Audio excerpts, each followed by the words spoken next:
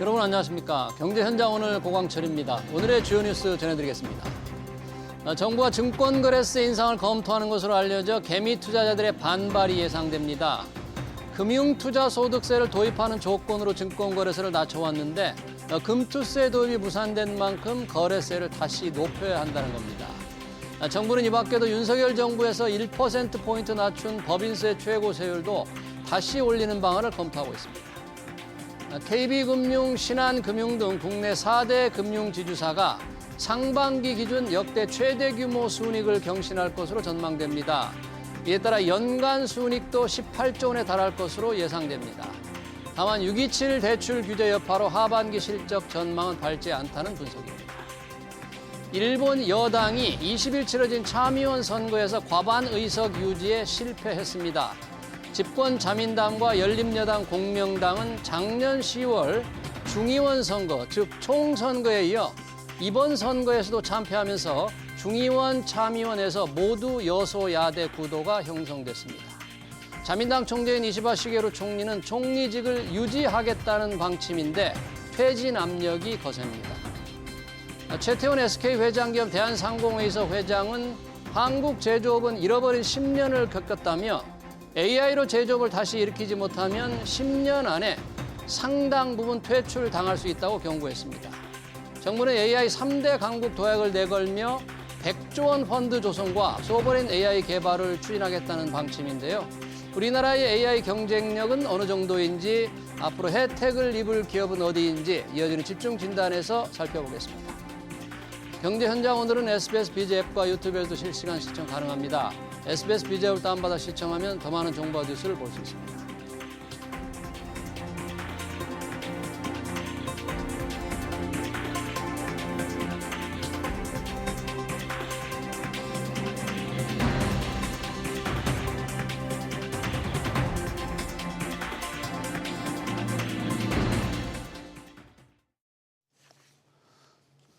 네, 연초 AI 업계를 놀라게 한 중국의 딥시크 충격이 채 가시기 전에 중국의 또 다른 스타트업 문샷 AI가 개발한 키미 K2도 아주 높은 성능을 보였다고 중국 언론이 보도했죠.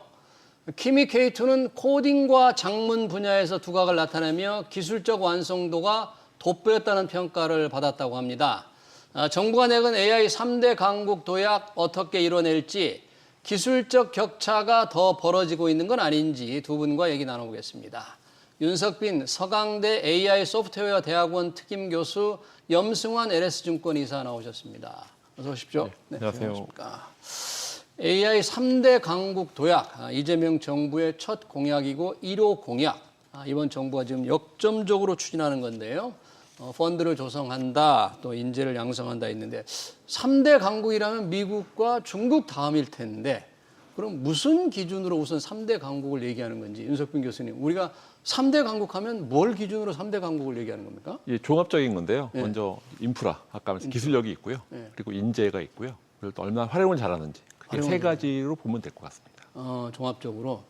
뭐 지금 몇 등 정도 대략 된다고 우리가 할 수 있는 3대 하면? 네, 좀 뭐 우리나라 여러 가지 있을 때 하여튼 지금은 뭐 3위권이라고 봤을 한 6위, 7위 정도. 그러니까 6, 7위 정도. 6, 7위 정도 보는 게 객관적으로 볼 수 있는데요. 예. 근데 워낙 1, 2위하고 너무 차이가 커요, 사실은. 그래서 1, 2위 너무 차이가 크다. 1, 2위가 너무 앞서 있고요. 3위, 3, 4, 5, 6, 7, 8, 9, 9위가 그렇게 큰 의미가 있지 않을 정도로 좀 이렇게 많이 벌어져 있다 보시면 되는데, 일단 네. 현재는 우리나라는 6위, 7위 정도로 보시는 게 일단 뭐 네. 많은 데이터에서 얘기할 수 있습니다. 그러네요. 1, 2위 앞서가는 미국, 중국과 나머지 쫓아가는 나라들과의 격차가 너무 큰데 3위까지 달려가더라도 1, 2위가 저만큼 앞에 가 있으면 또 큰 의미도 없을 수 있겠네요.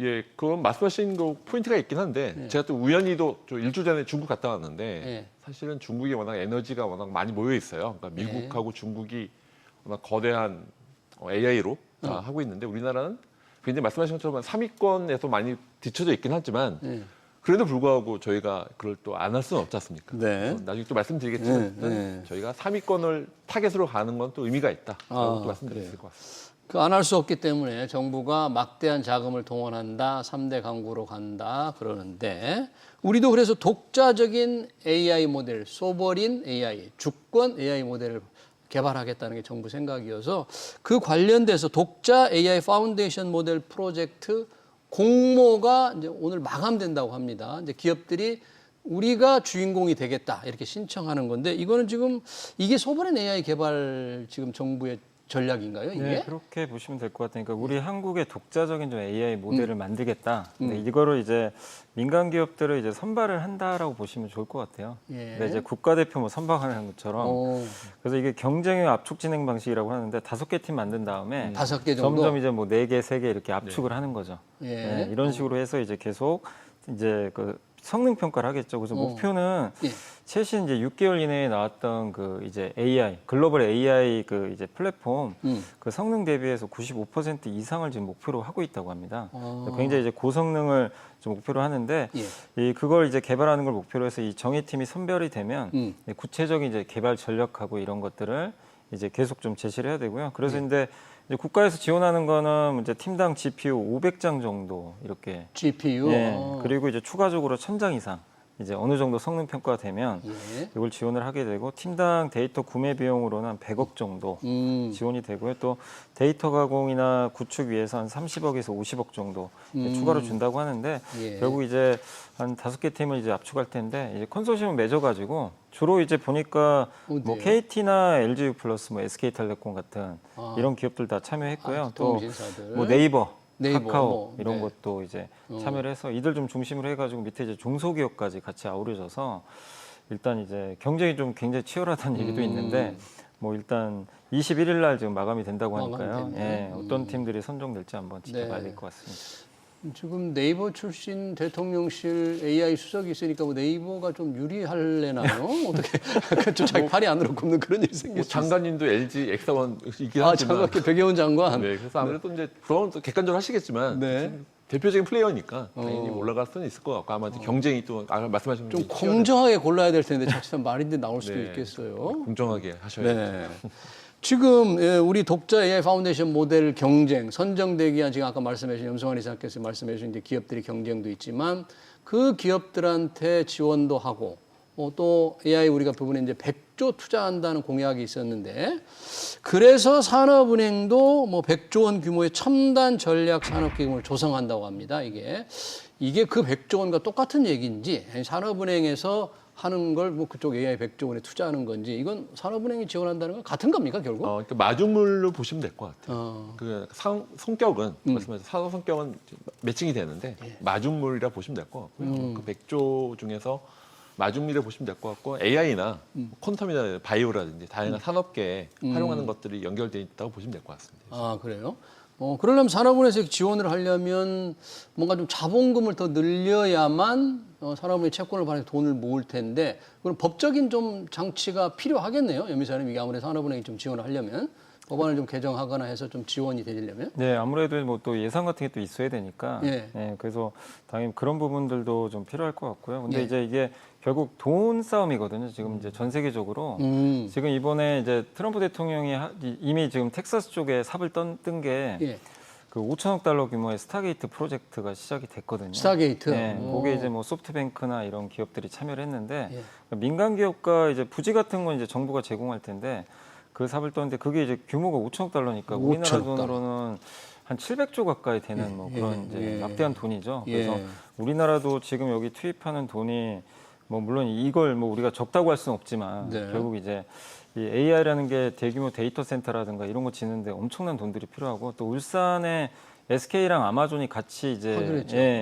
하기로 했는데 그게 1단계가 7조 원 정도 드는데 총 70조가 된다고 하더라고요. 그러니까 이제 막대한 돈들이 이제 들어갈 텐데 이제 정부가 어쨌든 지금 AI에 지금 방점을 딱 두고 적극적인 지금 투자를 하기로 했기 때문에 네. 일단 100조 물론 이제 이게 많아 보입니다. 되게 우리나라 입장에서는 이게 적은 돈 절대 아니거든요. 아까 네. 비교해 보니까 그게 네, 또 네. 얼마 안 되는 것처럼 네, 보이네요. 근데 이제 해외랑 비교하면 그러니까. 뭐 어쨌든 이제 지금 적을 수도 있지만 우리 한국 입장에서는 이 3년간 100조 원 대한민국 리바운드 프로그램 추진한다고 하니까 이 부분에 있어서 저는 뭐 여기에 투자하는 건 돈을 아껴서는 안 된다. 지금 사실 AI 특히 이제 제일 무서운 국가 중국이거든요. 중국. 중국이 너무나 지금 이제 사실은 중국은 거기에 그 AI 인재만 해도 엄청나죠. 우리가 뭐 지금 비교가 안 된다고 할 정도니까 지금 사실 한국은 좀 늦은 감이 있는 것 같아요. 근데 뒤늦었지만 이렇게 자원을 좀 마련해서 좀 적극적으로 투자하는 것 자체는 저는 좀 긍정적으로 좀 생각하고 있습니다. 지금 100조 원이라는 게 뭐 정부가 다 하는 건 아니겠죠. 이제 네. 민간과 함께하는 규모를 그죠. 일단 네. 얘기하겠죠. 중국 말씀을 해주셨는데 주말에 나온 뉴스가 그겁니다. 중국의 또 다른 스타트업이 키미 K2라는 또 다른 인공지능 모델을 발표를 했는데 이게 또 딥시크 충격에 못지않다라는데 성능이 어느 정도로 지금 나오는데 이렇게 놀라는 겁니까 이거는? 아직은 그 객관적인 데이터는 아직은 초기라서 이렇게 나올 수는 없는데 그러니까 지금 체감적으로 봤을 때는 예. 딥시크 같다고 느껴지고 있고요. 그리고 여러 가지 그러니까 롱 컨셉트라서 긴 컨텍스트라든지 추론 능력 같은 게 굉장히 좋아서 추론 능력. 그래서 사실은 아까 말씀드렸지만 저도 중국 갔다 와서 느낀 거는 예, 가보니까 어때요? 그 AI 개발 현장을 직접 보신 거예요? 예, 직접 뭐 북경, 뭐 심천 사에 갔다 왔는데 그 사실은 거의 이게 그걸 직접 갔다 오신 분 많이 느끼실 텐데 아마 좀 체감이 좀 다릅니다. 그래서 그 갔다 부분에서. 보면 그래서 이런 소름이 것들이 돋습니까?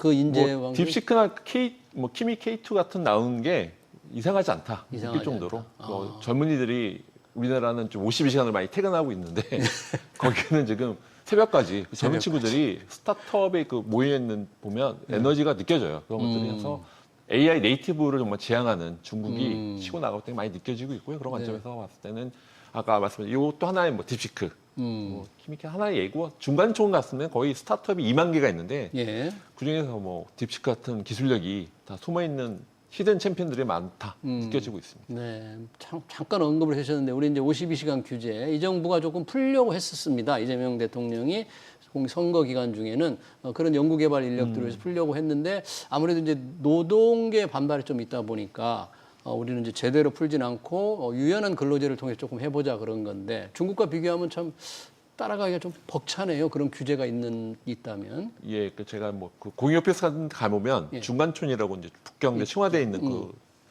스타트 오피스들이 있는데요. 거의 뭐 지금 새벽까지 계속 남아서 예. 뭐 저랑도 얘기하다가 또 들어가서 일해야 된다 그러고 제가 직접 경험하다 보니까 그러니까 제가 지금 요즘 한국에서 느끼지 못했던 스타트업의 에너지를 많이 느끼고 왔습니다. 네, 우리 스타트업들도 열심히 하고 있습니다만 환경이 이렇게 다른데 그런 면에서 볼 때는 인공지능 우리가 이제 3대 강국이 되려면 여러 가지가 많이 필요하잖아요. 정부에는 정책적 의지가 강하고 방향은 좋은 것 같은데 그거를 추진할 수 있는 인력 문제에 대해서 중국 방금 언급하신 중국이라든지 미국, 우리 한국을 비교해 보면 우리가 AI 인재 수준, 뭐 절대적인 숫자라든지 또는 기술력 이렇게 비교하면 어떻게 우리가 평가를 할 수 있을까요? 일단 뭐 규모에서 정말 밀리는 것 같아요.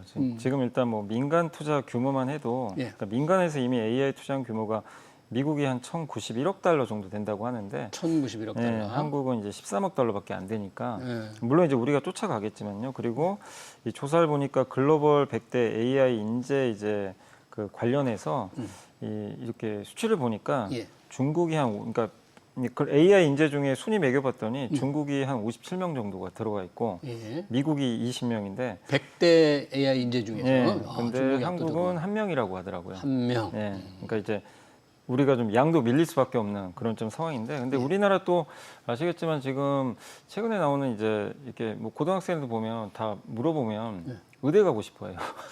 옛날에는 공대 가고 싶어했는데 예전에는 정말 한 20년 전만 해도 공대도 다들 가고 싶어했는데 어느새 이게 완전히 바뀌었죠. 지금은 이제 공부 정말 잘하는 친구들은 의대가 1순위고, 근데 그만큼 우리나라 공학에 대한 좀 인식이 예전같이는 좀 많아진 것 같아요. 근데 이제 중국은 또 아까 갔다 오셨다고 하셨지만 저도 이제 다큐멘터리 통해서 많이들 봤는데 중국은 공대가 훨씬 더 이제 공대생들이 이제 많이 취업을 했을 때 훨씬 의사보다 연봉도 훨씬 높고, 예, 공대 가는 걸 너무나 자랑스러워하더라고요. 근데 그런 인재들이 다 사실 지금 뭐 중국이 무서운 게 전기차, 로봇. 사실 지금 앞서가잖아요. 그렇죠. 사실 뭐 우리보다 지금 앞서가는 상황이고. 훨씬 앞서가는 거죠. AI도 지금 이제 아까 그 딥시크도 량원평이라는 창업자가 되게 젊잖아요. 또 네. 이번에 이 문샷 AI 여기도 양지린 이 사람도 지금 32세밖에 안 되거든요. 30대 이런 초반. 젊은 창업자인데, 근데 이제 여기다가 또 인재도 되게 중요한데 예. 정부가 적극적으로 돈을 주더라고요. 중국에서는. 그냥 줍니다. 그냥 돈을. 그냥 무한대로 뭐 연구 개발하는 것도 네. 그런 것들도 이제 정부가 손해를 보더라도 그냥 투자라고 생각하고 하는데 사실 우리 한국이 좀 쉽지 않은 환경이거든요. 그러니까 돈의 지원도 그렇지만 이렇게 이제 우리나라가 지금 이제 갖고 있는 이런 이제 인재 풀들이 예. 이 AI보다는 다른 쪽으로 이제 우수인력들이 좀 가려는 그런 부분들이 있다 보니까 근데 그런 걸 좀 바꿔줘야 될 것 같아요. 예. 그게 좀 필요한 것 같고 그리고 사실 이제 또 무서운 것 중에 하나가 이제 마크 저커버그가 예. AI 전쟁 선포해가지고 지금 인재들을 다 빨아들이고 있거든요. 지금 메타가? 뭐 오픈의 뭐 애플의 AI 지금 뭐 팀 만들었던 그 팀장을 지금 이번에 영입하지 않나 주요 이제 스타트업의 그 사람들을 막 그냥 인건 3명 이번에 그 데려오는데 한 1,000억 이상 쓴 것 같더라고요. 그러니까 그냥 금액 상관없이 인재를 그냥 다 흡수하고 있어요. 근데 그렇게 되면 미국은 인재를 M&A 어떻게 보면 이제 M&A 하는 거죠. 그렇게 해서 가져가고 중국은 자체적으로 키우는데 정부의 뒷받침으로 또 네, 키우고. 근데 이제 우리 한국은 사실 지금 어쨌든 지금 또 시작은 하는데 지금 말씀하신 대로 제일 중요한 게 인재를 어떻게 할 건가, 육성을 할 건가, 아니면 데려올 건가. 이거에 대한 좀 어쨌든 좀 뭔가 우선순위를 갖고 예. 좀 전략을 좀 추진해야 되는 거 아닌가 네. 이런 생각은 하고 있습니다. 데려오려고 해도 파격적인 조건을 대우를 해야 되는데 현실적으로 그게 우리 학교에도 계시지만 그게 쉽지가 또 않잖아요. 우리는 기업들이 네. 엄청나게 그 스카우트 비용이 필요할 텐데 그것도 현실적으로 어렵고 학교에서 또 키우는 것도 시간이 좀 많이 걸리고 참 이 부분 걱정되네요. 우리가 3대 강국 도약의 큰 걸림돌이 될 수도 있겠어요. 자칫하면. 예, 맞습니다. 아까 말씀하신 대로 현재 AI 인재는 중국에 있는 중국 사람과 미국에 있는 중국 사람이 있으면 경쟁이거든요. 제가 아까 중국인 중국 사람, 미국에 있는 중국 사람, 지금 현실이 그렇습니다. 아까 말씀하신 것처럼 미국에 있는 중국 사람과 중국 사람이 AI 인재를 이렇게 좀 경쟁을 하고 있는 상태라서 우리나라는 좀 아까 말씀한 한 5% 4%밖에 안 되는 비율이에요. 그래서 그런 관점 비율도 그렇고요. 예. 아까 예산적인 부분도 사실은 아까 여러 가지 미국, 중국에 비해서는 예산 밀릴 수밖에 없는 규제이기 때문에 여러 가지 규제라든지 뭐 이 교육부 여러 예산 정책이라든지 그런 것 때문에 밀리는 건 맞고요. 예. 그래서 사실 결국은 산학협력이라고 할까요? 산학협력. 그렇게 연결할 수밖에 없어서 우리나라 과기부도 뭐 4대 천왕 얀누쿤과 연결한다든지 그렇게 노력을 하고 있습니다. 하고 예. 있어서 산학협력 그리고 글로벌하게 좀 확장하는 거를 하지 않으면 말씀하신 것처럼 굉장히 저도 이번에 직접 갔다 오고 느끼는 거는 이게 골든타임이 얼마 안 남았다. 얼마 안 남았다. 우리가 따라갈 수 있는 시간. 저 많이 체감하고 와서 예. 이런 것들 좀 이번 기회에 좀 말씀드리고 싶습니다. 예. 깜짝 놀라오셨네요. 역시 중국에 갔다 오면 그 예, 저도 그냥 중국의 유튜브로 보는 거와 실제 현장 가서 많이 달라서 그러니까 중국은 다크 팩토리라고 아예 중국 다크 팩토리라고 해서 아예 전기를 끄고 사람이 없이 돌아간다고 하는 표현이에요. 다크 팩토리. 그러니까 팩토리인데 다크하다. 빛이 필요 없는 왜냐? 사람이 없기 때문에. 사람이 없지. 그래서 그렇게 다크 팩토리라는 표현을 쓰고 있는데 실제 그게 워킹하고 있습니다. 그러네요. 자, 이런 인공지능 경쟁이 치열한데 우리가 지금 이 정부가 내건 게 주권 소버린 AI입니다. 우리의 독자 모델, 우리 산업 상황에 딱 맞는 독자 모델 개발이 큰 축이고 또 하나의 축이 이 특정 산업에 집중된 특화된 버티컬 AI라고 합니다. 이게 버티컬 AI는 또 우리가 앞설 수도 있다. 우리 제조업이 강하냐 그런 얘기를 하는데 정확하게 이게 뭡니까 우리 버티컬 AI라는 게? 그러니까 버티컬은 특정 산업이나 업무 분야에 예. 그 AI를 이제 접목을 해서 그것만 이제 특정하게 이제 해서 좀 육성하는 그런 이제 AI로 좀 보시면 좋을 것 같은데 예. 예를 들면 뭐 그런 거죠. 의료 AI 같은 거. 의료 AI. 예, 뭐 요즘에 또 뭐 자율주행도 사실은 이제 물리 AI로 많이 하는데 뭐 예. 로봇이나 자율주행 예. 이런 이제 피지컬 AI도 있고요. 근데 사실 이제 이런 부분들은 우리가 좀 밀리죠. 예, 아무래도 중국이나 미국에 비해 밀릴 수밖에 없는데 그래서 요즘에 나오는 게 한국이 지금 요즘에 제일 잘하는 게 뭐냐? 예. 뷰티거든요. 뷰티. K-뷰티. 네. 예. 여기 또 K-미디어. 뭐 K-팝도 있잖아요. K-pop. 이런 것들을 어떻게 좀 AI랑 좀 잘 접목을 해서 하면 특히 이제 저는 특히 K-뷰티 쪽에 좀 강점이 있을 거로 좀 보는 것 중에 하나가 예. 이제 그 세계적인 뭐 로레알 같은 이제 기업들도 이제 화장품 같은 거라든가 이런 거를 우리가 사실 미리 발라볼 수는 없잖아요. 그렇죠. 근데 이제 그런 걸 AI를 접목해서 어떻게 보면 이제 여기다가 스캔을 뜨는 거죠. 이 스마트폰으로 얼굴을 스캔을 떠요. 네. 떠서 당신한테는 이러이러한 화장품이 필요할 것 같습니다. 피부를 보니까 민감도나 이런 게 다 나오거든요. 네. 사실 이제 이게 이제 바로 의료 AI도 있지만 그 안에서도 이제 뷰티테크라고 그러죠. 네. 이걸 다 AI 기술로 이제 활용을 하는 건데 여기에 이제 뭐 생성의 AI 같은 걸 넣어가지고 이제 직접 대화도 가능하겠죠. 네. 그렇게 해서 근데 우리나라는 이런 시스템들을 충분히 갖출 수 있는 국가잖아요. 특히 네. 이제 피부 미용 의료기기라는 거 화장품의 절대 강국 중에 하나이니까 이런 걸 좀 육성을 시키는 거죠. AI랑 접목을 해서 그러니까 하나의 예시인데 예. 물론 이제 이거를 얼마나 또 잘해낼지 모르겠지만 이런 이제 한국만의 강점, 뭐 K-팝이라든가 네. 또 요새 우리나라도 지금 뭐 드라마라든가 다양한 콘텐츠도 워낙 또 잘하고 있으니까 그렇죠. 이런 것들을 얼마나 또 잘 접목시킬지. 예. 그래서 한국만이 좀 잘할 수 있는 게 뭔가 그런 걸 좀 찾아서 특히 요즘에 또 나오는 게 조선도 오늘 조선. 뉴스 보니까 예. AI를 접목을 해가지고 이제 굉장히 이제 스마트하게 뭐 공장을 좀 운영을 하겠다 이런 얘기도 좀 나오더라고요. 그래서 한국이 정말 잘하는 분야에선 저는 이제 버티컬 이 네. AI는 확실히 뭐 모든 면에 잘할 수는 없잖아요. 네. 이거를 좀 우리가 제일 앞서는 분야에선 좀 더 좀 공격적으로 투자를 해서 1등을 좀 가는 게 좋지 않나 이렇게 생각을 하고 있습니다.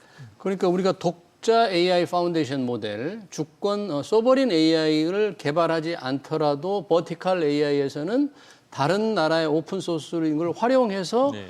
개발해서 우리가 1등을 할 수 있다. 그런 얘기네요. 맞습니다. 어, 그러니까 아까 잘 설명해 주셨는데 네. 저는 이제 포인트가 아까 우리 제조 AI 같은 우리 제조. 방산이라든지 방산. 중공업 아까 그런 게 워낙 강하지 않습니까? 음. 그런 산업적인 강한 거에다가 AI를 결합시키자라고 하는 게 결합시켜서. 버티컬 AI가 지금 기본적인 방향일 것 같고요. 예. 그래서 아까 저도 K-팝 그런 거 저도 동의하고요. K-팝, K-뷰티 쪽에서 네. 우리가 강점이 있을 수 있다. 또 한쪽 축은 아까 제조업 쪽도 남아 있을 것 같다. 왜냐하면 중공이라든지 나이 많으신 그 이게 노하우들을 데이터가 아직 없거든요. 그걸 데이터를 잘 할 수 있으면 네. 로봇가 앞에 승용공에 있는 그 지식을 배워서 할 수 있는 거죠. 예를 들면 예. 그런 것처럼 방산이라든지 음.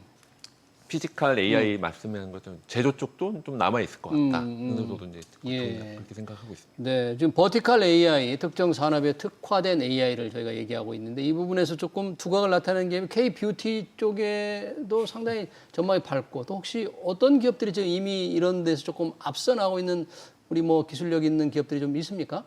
그러니까 아니면 지금 있겠죠? 뭐 아마 대형사들이 이런 것들을 대부분 좀 준비하는 걸로 좀 알려졌는데 뭐 화장품 회사라든가 이런 쪽은 사실 이제 결국엔 그 소비자랑 이렇게 예.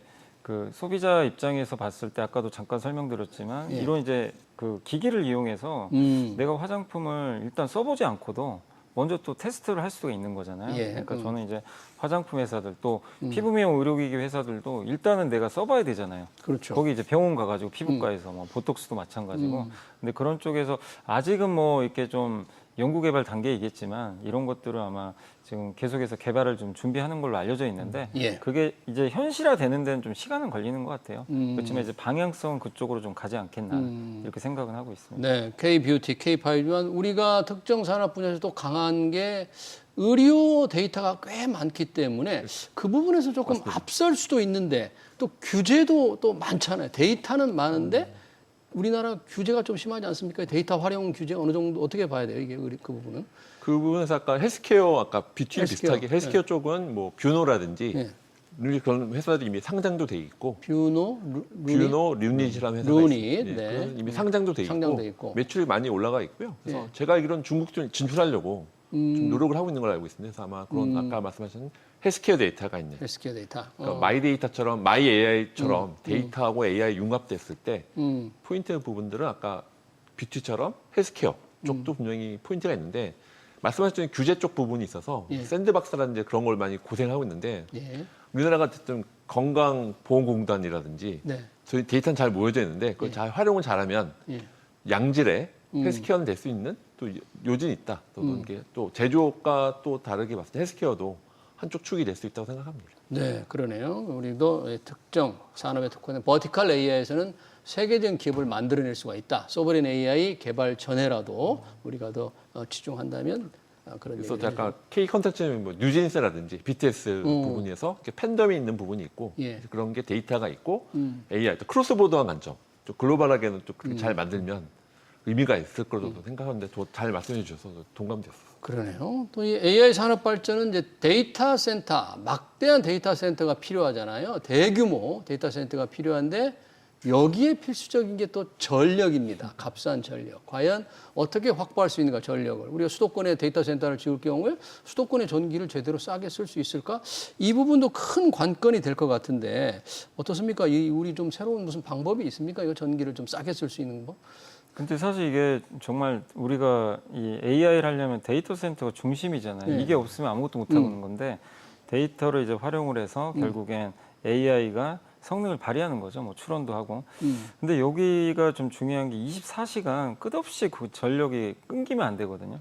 공급을 해야 되는데 근데 이제 이게 문제가 이 전력망을 또 이게 깔아야 되고 그러니까 지금 우리나라 같은 경우는 이번에 서해안 에너지 고속도로 또 무슨 뭐 U자형 에너지 고속도로 이렇게 만든다고 하는데 이게 우리나라가 좀 데이터 센터가 대부분 수도권에 많아요. 많은데 이 전력 생산하는 쪽은 다 대부분 남쪽에 가 있단 말이에요.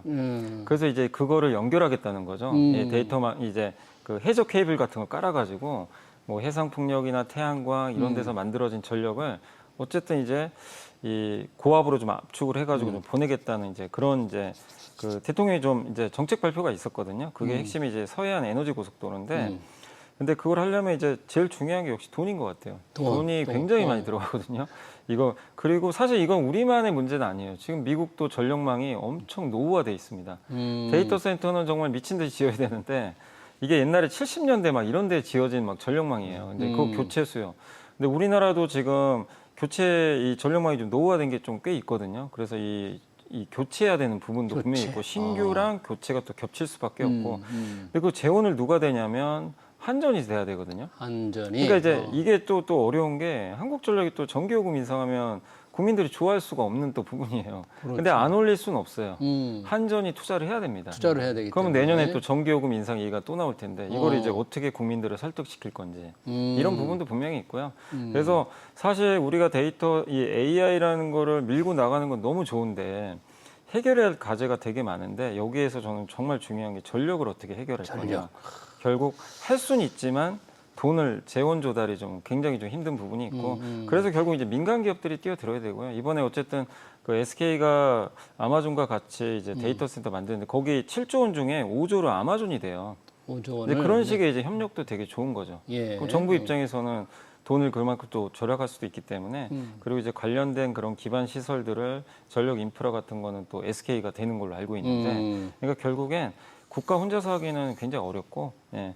다만 이제 이 AI 관련돼서 데이터 센터에 대한 전력 공급을 할 때 우리가 좀 저는 말씀드리고 싶은 게 신재생은 되고 뭐 예를 들면 뭐 LNG는 안 되고 원전은 되고 뭐는 안 이게 아니라 사실 다 필요합니다. 네. 예, 신재생 에너지는 24시간 제공이 불가능하고요. 그렇죠. 근데 원전은 24시간 제공이 또 돼요. 물론 좀 이제 사고 날까 봐 좀 위험성이 있어서 그런 거지. 그러니까 이런 모든 것들을 다 저는 다 활용해야지 뭐는 되고 뭐는 안 된다. 이건 사실 아무 의미가 없다. 이렇게 좀 보고 있습니다. 만약 그런 차원에서라면 AI 데이터 센터 필요한 전력 확보를 위해서 또 새로운 기기로 또 새로 현대화를 또 해야 되니까 어떤 기업들이 이런 상황에서 AI 전력 확보 상황에 좀 관심을 가질 수 있어요? 주목을 좀 받을 수 있습니까? 이런 상황에서? 이미 많이 SMR. SMR이라고 하죠. SMR하는 업체들, 소형 모듈. 예, SMR하는 쪽하고 뭐 두산 에너지빌리티처럼 에너지 전문 기업들이 아마 좀 많이 각광을 받을 것 같습니다. 아마 SMR라는 부분은 뭐 우리나라뿐만 아니라 글로벌리 아마 좀 많이 좀 요청들이 많을 것 같습니다. 예. SMR 우리나라 또 기술력이 있어서 SMR 쪽은 좀 관심 있게 보시면 좋지 않을까. SMR. 전력 기기 같은 회사들도 이미 상당히 관심이 많잖아요. 전력 확대해서. 이게 에너지 AI 3대 강국을 위해서 정말 할 일이 많네요. 인재 육성도 그렇고 또 값싼 전력도 그렇고.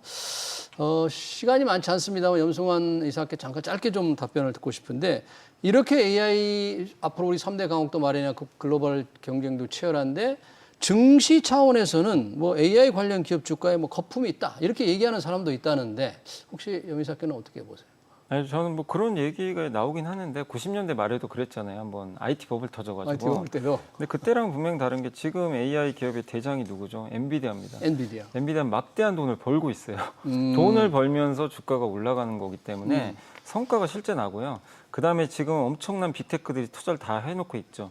몇 년 후엔 그게 또 결실로 돌아오겠죠. 그러니까 이게 거품이라고 우리가 보려면 몇 년은 지나야 확인이 가능하지 지금은 알 방법은 없어요. 근데 분명한 건 지금은 거품은 아니다. 왜 실제 돈이 벌고 있고 실제 돈을 벌고 그리고 정말 우후죽순처럼 모두 가는 게 아니라 정말 검증된 대형 기업들 위주로 이게 시장이 재편이 되고 있기 때문에 네. 공급이 많이 늘면 그게 나중에 무너지거든요. 근데 지금은 공급이 아니라 오히려 공급이 좀 부족하잖아요. 네, 그래서 저는 아직은 거품을 걱정할 단계는 아니다 이렇게 생각합니다. 네, 잘 알겠습니다. 우리 AI 3대 강국 도약하겠다는 이 정부의 꿈 과연 언제쯤 실현될지 관련 걸림돌은 무엇인지 관련 토론 여기서 마쳤습니다. 그러니까 윤석빈 서강대 특임교수, 염승환 LS증권 이사였습니다. 두 분 고맙습니다.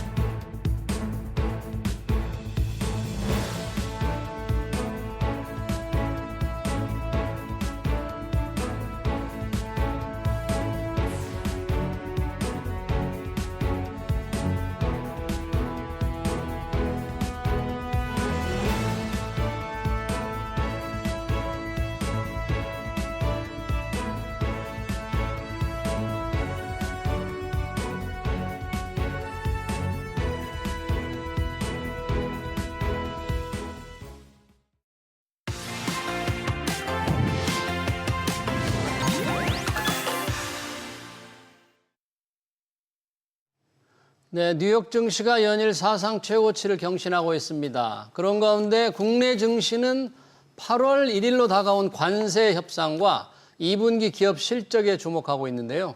주간 증시 전망 문남중 대신증권 리서치센터 수석 연구위원 모시고 얘기 들어보겠습니다. 위원님 어서 오세요. 안녕하세요.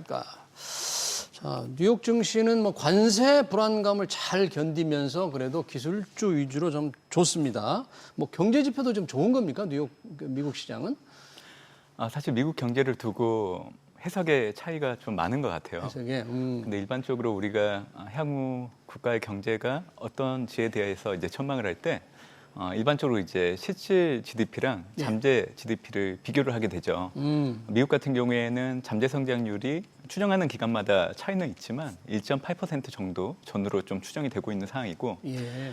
미국의 분기별 GDP를 전분기 대비 연율로 놓고 본다고 하면 2022년 2분기 이후 그리고 지난해 4분기에 이어서 올해 1분기까지 평균적으로 보면 분기별 성장률이 2.1% 정도 됩니다. 그러니까 잠재 성장률을 상회를 하고 있는 거죠. 그러네요. 그래서 이런 경제 체력을 놓고 본다고 하면 여전히 미국 경제가 견고하다라는 얘기를 하는 게 맞다라고 보고 있고요. 예. 또 하나는 이제 고용 시장인데요. 예. 보통 우리가 월간 지표들 중에 이제 비농업 부분 고용자 수를 확인하게 되는데 3개월 평균을 놓고 수치를 확인하는 게 가장 좋습니다. 그래서 지난해 8월을 기점으로 해서 네. 그때 당시 3개월 평균이 8만 2천 명 정도 됐고요. 네. 올해 6월 기준으로 3개월 평균 수치는 15만 명 정도 되는 거죠. 오. 그러니까 고용 시장 역시 지난해 8월을 저점으로 개선되고 있는 양상입니다. 네. 그리고 이제 물가를 좀 얘기해드리고 싶은데요. 예. 이제 얼마 전에 발표된 6월 소비자 물가가 이제 전월보다 높게 나왔기 때문에 앞으로 물가가 올라가는데 자극을 받지 않을까라는 우려들도 있지만 미국 같은 경우에는 통계 기간 12월에서 2월 그리고 드라이빙 시즌 5월 말에서 9월 초 정도 되는 기간에는 네. 휘발유를 중심으로 에너지 가격이 상승하기 때문에 물가 전체 결과를 놓고 본다고 하면 전월보다 소폭 올라갈 여지가 있어요. 그래서 저는 한 달 정도 단위로 발표되는 지표를 가지고 연준의 통화 정책에 기결을 해서 연준이 이제 금리 인하를 하지 못하고 오히려 이제 금리 인상을 할 수 있다라는 의견들도 있지만 저는 이 부분에 대해서는 좀 신중하게 고민을 해야 된다라고 생각을 하고 있고요. 네. 미국은 앞으로 금리 인하를 단행할 건데요. 예. 올해 6월 수정 경제 전망을 보면 암묵적으로 얘기를 해줬습니다. 올해 어떻게요? 2번 50bp 정도는 인하한다라고 얘기를 해줬기 때문에 이를 기본적인 베이스 시나리오로 넣고 바라보는 게 좋고요.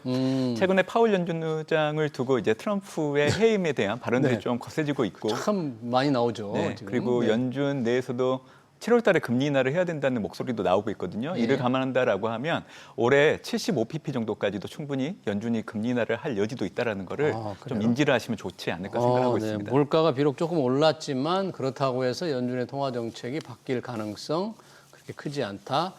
고용이나 실질 GDP, 잠재 GDP에 대한 비교한 실질 GDP라니 고용이 비교적 괜찮긴 합니다만 물가 걱정이 크지 않기 때문에 금리를 낮출 여력이 있다. 이렇게 이제 결론을 내야 되겠네요.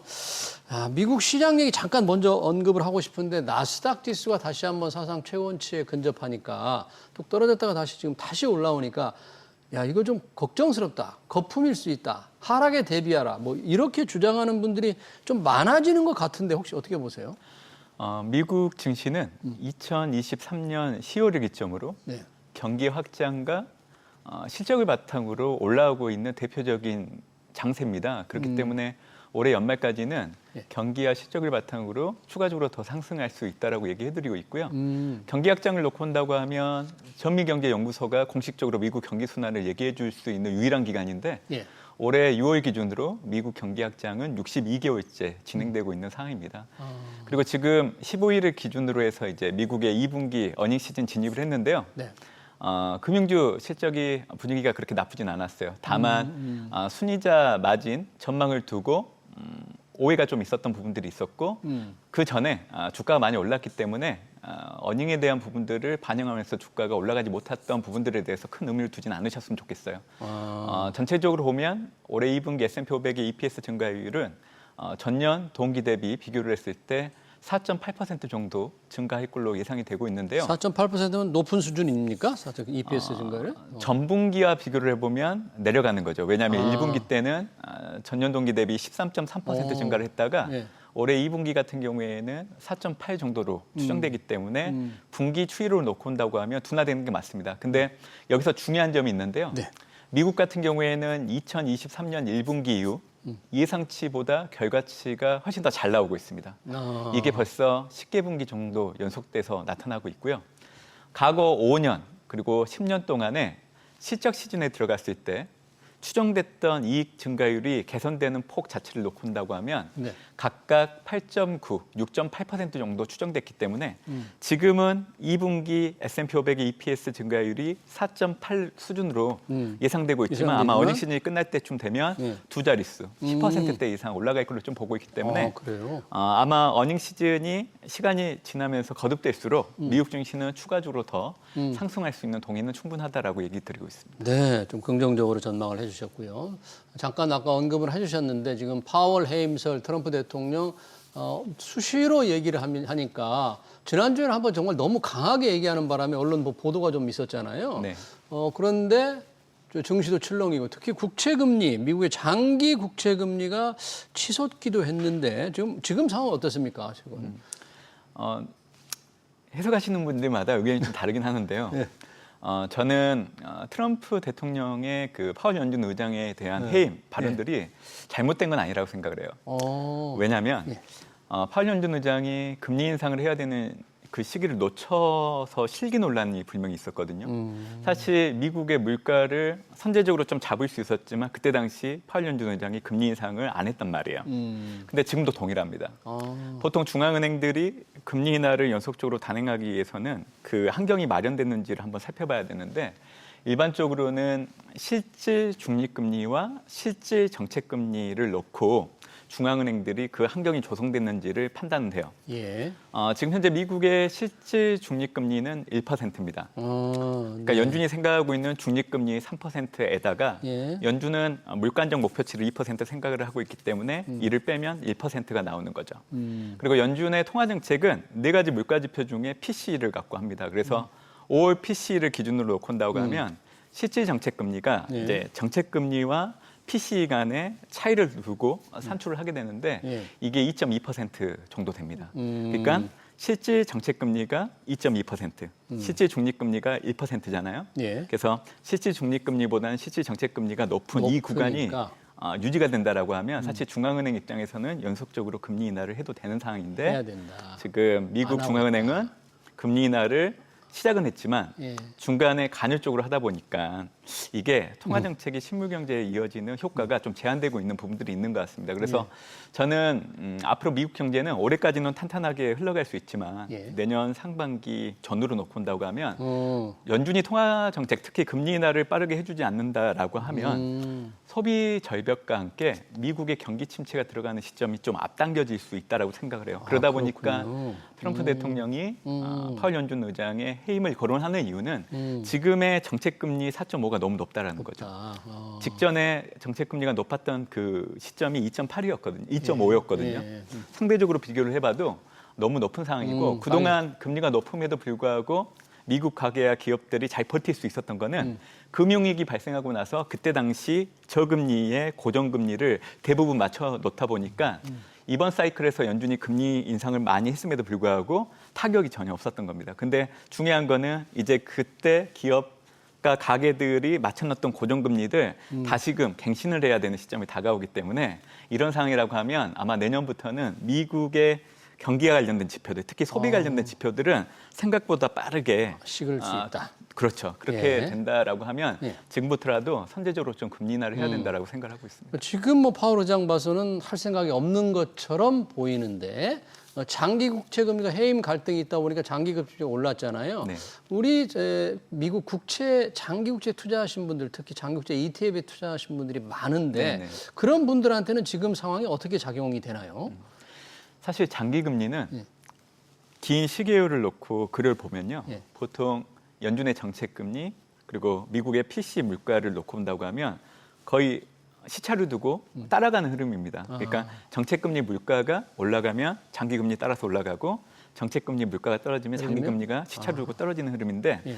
올해 같은 경우에는 이게 나타나지 않고 있죠. 근데 그 이유는 트럼프가 취임을 했고 취임과 동시에 관세 부과를 했고 네. 그리고 올해 정부 국채 발행량이 늘어난다라는 것 자체만으로도 수급상 심리 위축으로 이어지다 보니까 장기 금리가 잘 떨어지지 않는 겁니다. 근데 장기 금리에 영향을 미치는 요인들이 여러 가지가 있는데요. 특히 물가, 통화 정책, 기간 프리미엄인데 그 중에서 가장 크게 영향을 미치는 거는 물가입니다. 지금 PC 같은 경우에는 5월달 기준으로 전년 동월 대비 2.3까지 내려왔잖아요. 예. 그리고 지금 미국채 장기 금리가 4.5 정도 전후이기 때문에 이 갭을 놓고 본다고 하면 벌어져 있잖아요. 근데 이게 시간이 지날수록 수렴할 수밖에 없습니다. PC 물가에. 그래서 저는 올해 연준이 처음으로 금리 인하를 단행하는 그 시점을 기점으로 해서 지금의 장기 금리는 되게 경직성을 보이고 있지만 빠르게 4배를 낮춰갈 여지는 있다고 생각을 해요. 그래서 올해 연말 정도 되면 네. 미국채 10년물 금리 기준으로 저는 3.6% 정도까지 좀 추정을 하고 있는 상황입니다. 10년물이요? 네. 네. 그렇다면 금리가 떨어지면 채권값이 오르니까 뭐 장기 국채 투자 그렇게 나쁜 선택은 아닐 수도 있겠네요. 지금 시점에서. 근데 이제 자산별 선호도를 보면 상대적인 박탈감을 좀 느끼실 거예요. 채권에 투자하다 보면. 왜냐하면 주식시장이 상대적으로 좀 좋을 걸로 좀 저는 예상을 하고 있기 때문에. 네. 네, 알겠습니다. 설령 트럼프 대통령이 파월 의장을 만약에 의장에서 해임한다고 해서 연준이 바로 금리를 내릴 수 있을까요? 사실 파월 연준 의장 해임은 어떻게 보면 그리고 이제 차기 연준 의장에 대한 지명을 지금 진행 중이기 때문에 예.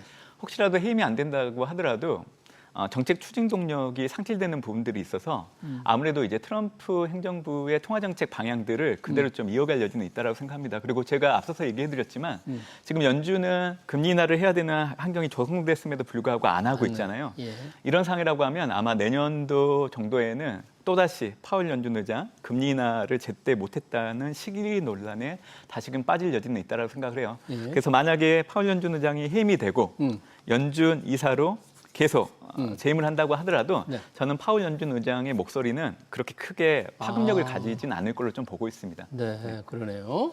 자, 잠깐 우리 일본 얘기 잠깐만 좀 언급을 하고 싶은데요. 자민당이 이번 참의원 선거, 상원 선거입니다. 작년 10월에는 이제 중의원 총선거에서도 졌는데 여소야대 집권 여당 공이 이렇게 됐어요. 이게 혹시 시장에 어떤 영향을 미칠 수 있을까요, 여당에? 저는 일본 금융시장 내에서 단기적인 어떤 변화들은 충분히 일어날 수 있다라고 생각을 해요. 그러니까 증시 같은 경우에는 좀 하락할 수 있는 부분들, 뭐 이에 따른 엔화가 좀 변동성이 커질 수 있는 부분들. 예. 근데 이게 전 세계 증시에 영향을 미치는 요인들은 아니라고 생각을 하고 있고요. 중요한 거는 여소야대 구도라고 하면 예. 사실 자민당 내 입장에서도 지금의 이시바 총리 자체를 내리려고 하려고 하는 생각은 없을 겁니다. 왜냐하면 어차피 참여연 선거는 총리와 관련된 인선을 하는 선거는 아니에요. 예. 중의원 선거를 통해서 이제 총리의 인선과 관련된 부분들을 결정을 하게 됐는데 그렇기 때문에 이번에는 그렇게 크게 파급력은 없을 걸로 좀 보고 있고요. 이시바 내각은 지금 구도로 계속 유지할 여지가 있다라고 저는 생각을 하고 있고 견딜 수 있을까요? 네, 압력을. 네. 네. 중요한 거는 이제 미국과의 무역 합의가 아직 이루어지지 않기 때문에 이시바 총리 입장에서는 이거를 이제 명분으로 삼아서 본인이 재임하고 있는 동안에 이제 마무리하겠다라는 거를 명분으로 내세우면서 네. 되도록이면 이제 내각을 계속 유지하려고 하는 흐름들은 계속 이어질 여지가 있다라고 저는 생각하고 있습니다. 그러네요.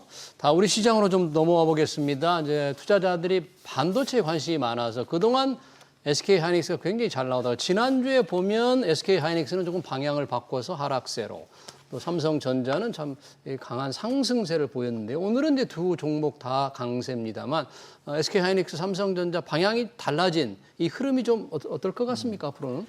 일단 반도체 가격을 염두에 두시고 보시면 도움이 될 것 같아요. 네. 올해 들어서 3월 이후로 범용 디램 가격들이 반등하기 시작을 했습니다. 그 이후에 이제 외국인들의 국내 증시에 대한 순매수 동향을 보면 약간 변화가 나타나기 시작을 하는데요. 예. 올해 5월 들어서 외국인들이 IT 업종, 특히 반도체 업종 내에 있는 SK 하이닉스 순매수를 많이 하기 시작을 합니다. 그리고 나서 이제 6월 달 들어서게 되면 약간 변화가 생기기 시작을 하는데요. 예. 삼성전자에 대한 매수를 조금씩 하기 시작을 합니다. 외국인들이. 예. 그리고 이제 6월 달 들어서는 판도가 완전히 바뀌게 되죠. 어.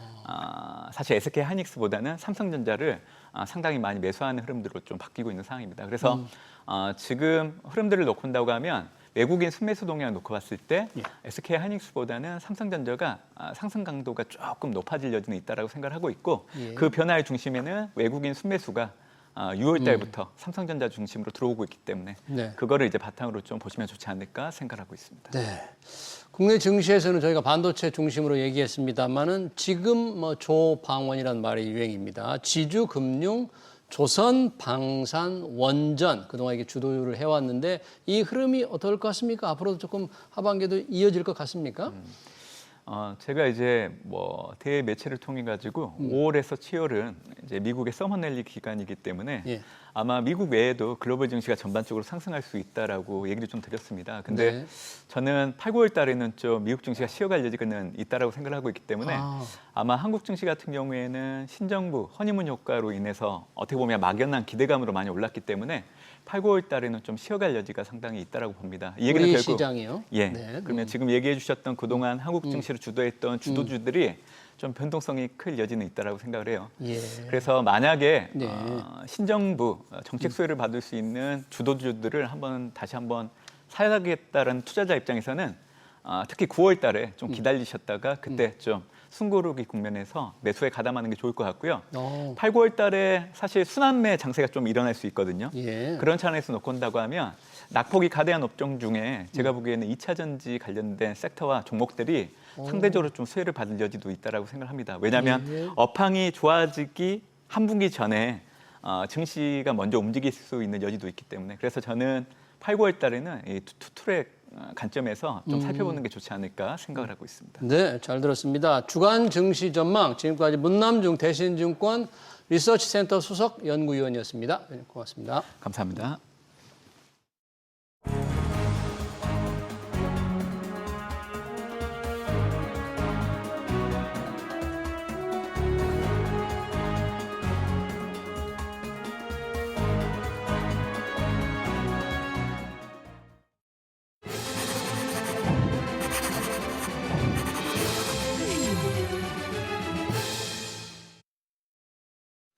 네, 정부가 AI 3대 강국 도약을 위한 시동을 걸었습니다. 웬만한 제조업은 중국에 다 잡혔는데 AI로 획기적인 도약을 이루지 못하면 대한민국 산업엔 미래가 없다는 절박감 때문이죠. 방향성은 잘 잡았습니다만 인재 양성과 데이터 활용이 큰 문제입니다. AI 인력 양성을 위해 대학 재정을 보강하는 것도 시급합니다.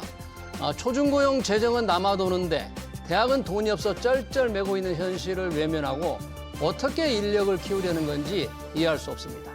SBS 비즈 경제 현장 오늘 여기서 마치겠습니다. 시청해주신 여러분 고맙습니다.